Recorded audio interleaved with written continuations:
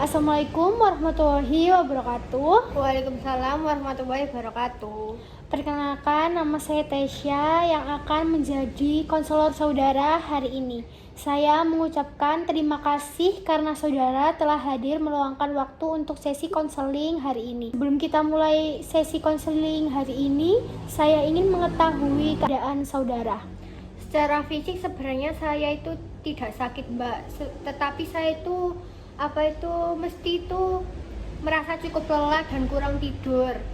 Secara emosional juga agak tidak stabil karena beberapa akhir ini 2 bulan akhir ini tuh saya tuh susah tidur.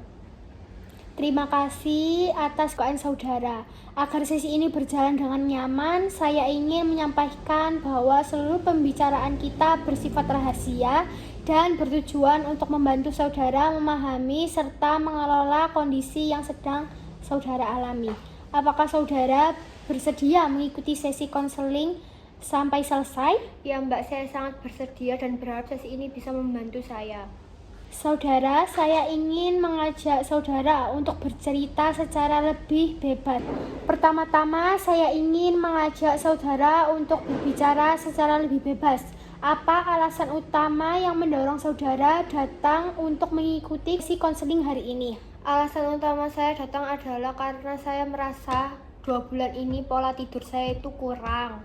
Saya semakin tidak teratur dan mulai mengganggu aktivitas sehari-hari, terutama di saat perkuliahan. Mesti kalau misal bangun pagi itu merasa ngantuk, tapi kalau malam itu tidak mengantuk sama sekali. Saya sering sulit tidur malam, padahal badan sudah sangat lelah. Lalu ketika saudara mengatakan bahwa pola tidur saudara tidak teratur, bisa nggak kayak saudara cerita lebih rinci bagaimana bentuk ketidakteraturan saudara, sejak kapan saudara kayak menyadarinya? Saya mulai sadar itu Mbak sekitar 2 bulan sampai hari ini. Awalnya hanya sekali sulit tidur, tetapi lama-lama itu menjadi keterbiasaan. Kayak misal kalau tidur siang, saya misalkan tidur siang dari jam 1 sampai sore. Itu kan sudah mengantuk aktivitas dari pagi sampai siang kuliah. Terus kan sorenya mengerjakan tugas sampai malam. Terus pas malam itu saya itu kayak udah ngantuk, tapi itu nggak bisa tidur. Terkadang itu bisa saja sampai pagi, sampai jam 1, jam 2an itu baru bisa tidur. Baik. Saya ingin memahami rutinitas saudara secara lebih menyeluruh. Bisa saudara ceritakan secara detail bagaimana pola aktivitas saudara dari pagi hingga malam hari, khususnya yang berkaitan dengan waktu istirahat dan tidur. Biasanya saya bangun pagi untuk kuliah. Setelah kuliah itu kan banyak aktivitas, kayak ada matkulnya berapa gitu. Setelah kuliah selesai saya merasa sangat lelah, kayak badannya itu udah capek, udah kepingin tidur siang, udah mau pulang, mau tidur, udah gak ada tugas sama sekali. Terutama di siang hari, karena rasa lelah itu mesti sering muncul. Saya sering memilih untuk tidur siang, kadang niatnya hanya sebentar, tetapi itu sering berkelanjutan. Kayak misal jam 12 ya Mbak, habis zuhur itu saya tidur. Nanti itu setiap hari itu seperti itu sampai sore. Terus malam itu mesti jam 1, jam 2 itu baru bisa tidur. Seperti itu. Baik.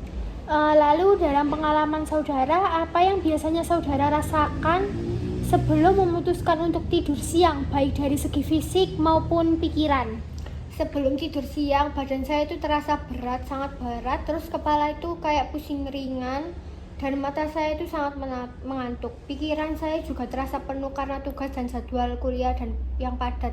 Makanya saya itu mesti setiap hari pulang kuliah itu mesti sangat tidur siang. Lalu setelah saudara bangun dari tidur siang tersebut, bagaimana kondisi tubuh dan pikiran saudara?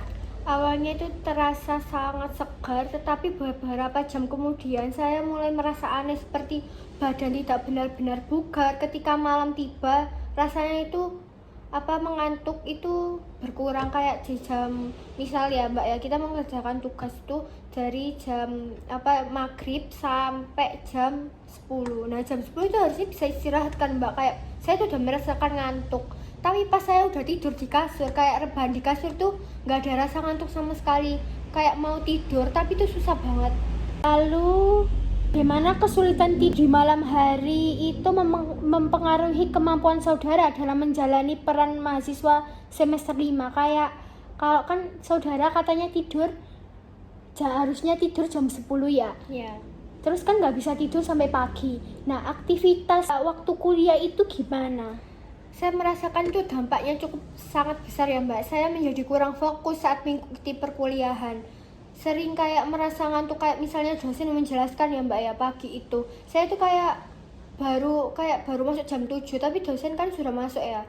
Kayak saya pas dosen menjelaskan, saya tuh kayak merasa ngantuk banget. Padahal itu ya karena kurang tidur itu Mbak, kayak mengantuk di kelas dan butuh waktu lebih lama untuk memahami materi. Kayak saya tuh sering nge-lag gitu kayak kalau memahami materi.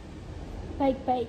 Selain aspek akademik yang udah saudara ceritakan tadi, apakah ada kondisi yang dampak pada suasana hati, emosi, atau hubungan saudara dengan orang lain di kampus maupun di luar kampus? Pikiran saya itu kayak di dalam pikiran itu saya itu ya sangat berdampak banget. Saya menjadi lebih mudah lelah secara emosional, cepat tersinggung, dan kadang menarik diri karena merasa tidak punya energi kayak berinteraksi kepada teman-teman gitu. Baik, dari cerita saudara sepertinya mengalami kelelahan akibat tuntutan akademik, kemudian menggunakan tidur siang sebagai cara untuk memulihkan energi atau mengecharge energi. Namun tidur siang dengan durasi yang cukup lama itu justru membuat saudara semakin sulit tidur di malam hari, sehingga siklus kelelahan yang saudara alami ini terus berulang kali. Ya, itu sangat benar-benar banget Mbak, mengenai kondisi saya sekarang. Apakah perasaan saudara ketika menyadari bahwa pola tersebut berulang kali dari hari ke hari? Perasaan saya itu campur aduk banget. Ada rasa lelah, frustasi, dan juga khawatir kalau kondisi ini terus berlanjut, bertambahnya lebih buruk untuk kedepannya. Saya kayak nggak fokus terhadap hal-hal aktivitas yang saya lakukan. Begitu ya. Lalu dalam kondisi seperti yang udah saudara ceritakan tadi itu, tubuh dan pikiran saudara sebenarnya membutuhkan bantuan untuk kembali mencapai keadaan rileks seperti itu. Apakah saudara pernah mencoba cara tertentu untuk menenangkan diri sebelum tidur malam? Sejauh ini sih belum pernah mencoba cara khusus. Biasanya saya hanya berbaring dan berharap bisa tertidur dengan sendirinya. Kayak saya mencoba tidur tapi tidak bisa. Oh, begitu ya. Baik, pada sesi ini saya akan mengajak saudara mencoba teknik relaksasi pernafasan yang bertujuan untuk membantu tubuh saudara lebih tenang.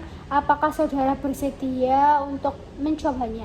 Ya Mbak, saya sangat bersedia untuk mencoba hal ini. Tarik nafas sejenak, lalu hembuskan perlahan melalui mulut. Setiap kali saudara menghembuskan nafas, bayangkan ketegangan dalam tubuh saudara perlahan keluar. Merasakan tubuh saya lebih rileks dan nafas menjadi lebih teratur. Setelah melakukan latihan relaksasi pernafasan yang tadi sudah kita coba, perubahan apa yang saudara rasakan pada tubuh dan pikiran saudara? Rasa lebih tenang, pikiran tidak terlalu penuh, dan tubuh terasa lebih ringan dibandingkan sebelum latihan, Mbak. Baik, saya sarankan saudara untuk mempraktikkan teknik relaksasi ini di rumah ya, sekitar 10-15 menit, serta mulai mengurangi durasi tidur yang secara berlebihan. Bagaimana kesiapan saudara untuk mencoba relaksasi ini? Saya siap mencobanya karena saya ingin kondisi tidur saya menjadi lebih baik. Terima kasih atas keterbukaan dan kesungguhan saudara selama sesi ini. Sebelum kita mengakhiri sesi ini, adakah hal yang lain ingin saudara tanyakan? Untuk saat ini sudah cukup sangat Mbak. Saya merasa lebih paham dengan kondisi saya dan apa yang bisa saya lakukan. Alhamdulillah, jika demikian sesi konseling hari ini kita akhiri. Wassalamualaikum warahmatullahi wabarakatuh. Waalaikumsalam warahmatullahi wabarakatuh.